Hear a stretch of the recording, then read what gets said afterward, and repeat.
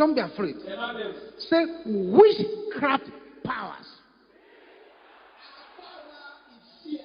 Marine powers. At the edge of my breakthroughs. Can you say it with fire?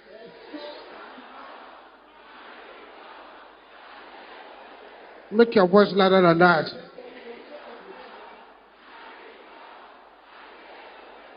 Make sure it's louder than that again.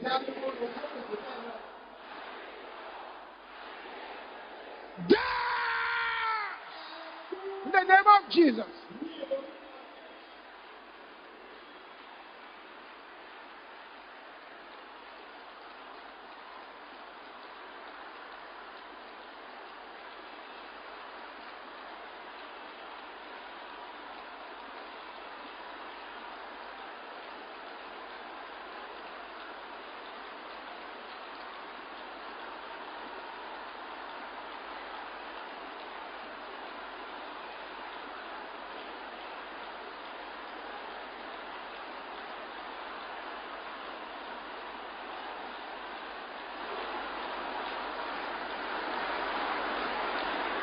You cannot negotiate tonight. It's not a night to negotiate.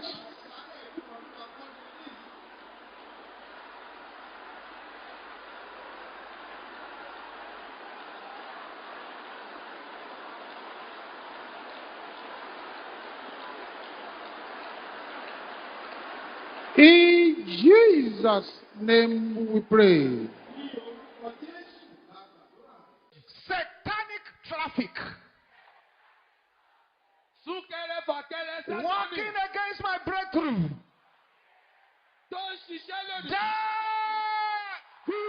In the name of Jesus. Open your mouth and decree. Let the traffic of darkness be destroyed. Just in Jesus' name we pray. Something is about to happen now. Thou power of the night, assigned against my life,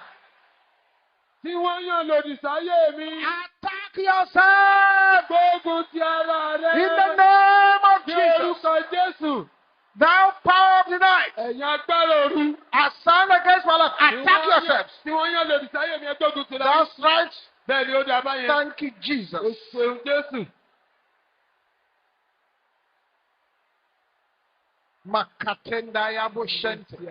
In Jesus' name we pray. Say, my Father, my Father, my Father. As you parted the Red Sea, can I hear you shouting that?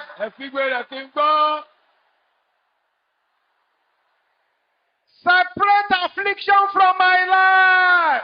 In the name of Jesus. As you parted the Red Sea, separate affliction from my life. In the name of Jesus.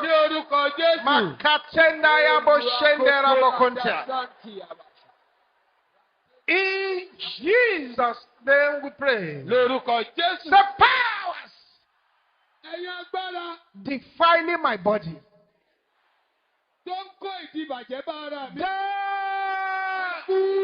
In the name of Jesus.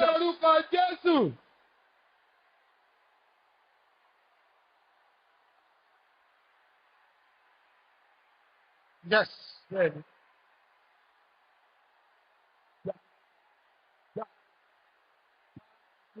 Thank you, Jesus. In Jesus' name we pray. Grab your head with your two hands now. Every bewitchment fashioned against my head, in the name of Jesus, deal with that bewitchment.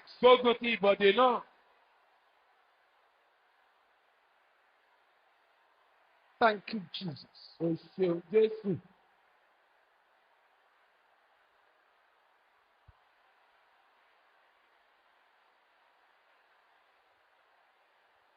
Every bewitchment Gbogbo ìbọ̀dè fashioned against my tí head. wọ́n ṣe lòdì sí orí mi. Die! Kú. Bẹ́ẹ̀ni.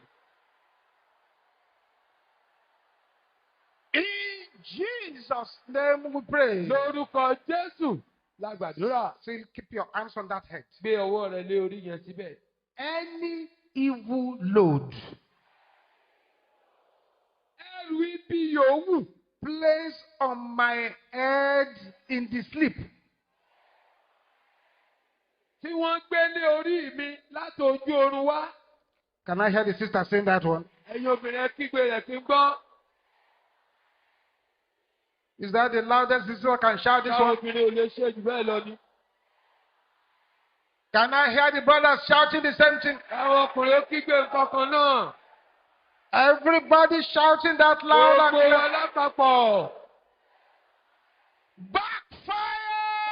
Lábẹ́ ojú wa. In the name of Jesus. Ní orúkọ Jésù. Masikatende yaboshenda. Àti ara ṣèkẹ̀tẹ̀. Yes. Bẹ́ẹ̀ni.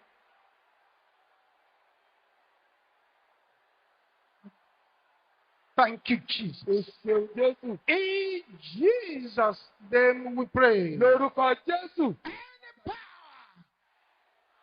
Agbára kágbára. staying awake to harm me. Tó ń ṣe àìsùn láti ṣe mí níbi. You are a liar. Èpè. Die! In the name of Ní Jesus. orúkọ Jésù. Something is going on here. Ohun kan ń ṣẹlẹ̀ ní. Open your mouth and begin to pray. Kó gbàdúrà. Thank you, Jesus. O ṣeun Jésù.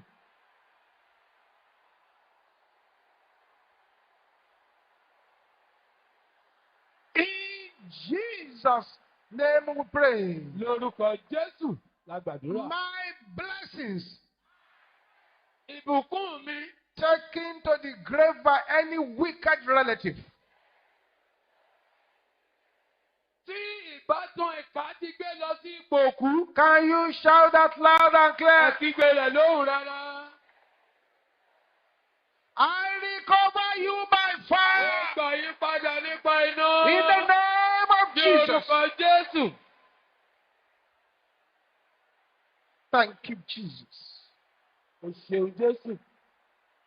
Thank you, O Jesus. ṣeun Jésù.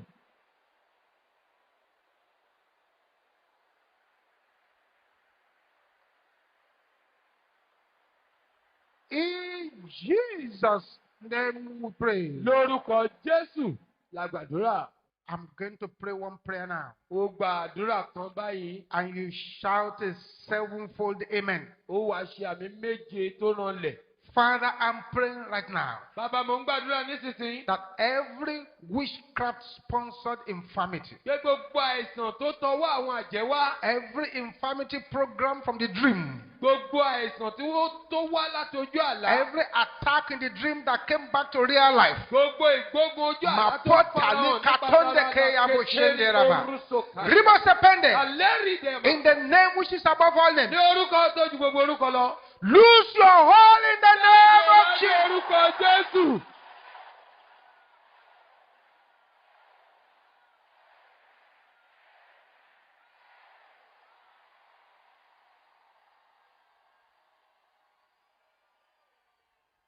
Every heaviness on the head, Gbogbo ìwúwo tó ń bẹ ní orí. every arrow in the neck, Gbogbo ọ̀fà tí ń bẹ ní ọrùn. every arrow in the reproductive organ, Gbogbo ọ̀fà ní ojú ara. every power punishing your body, Gbogbo agbára tó ń jẹ agbára rẹ níyà. I bind them and cast them out in the name of Jesus. Lé wọn jáde ní orúkọ Jésù.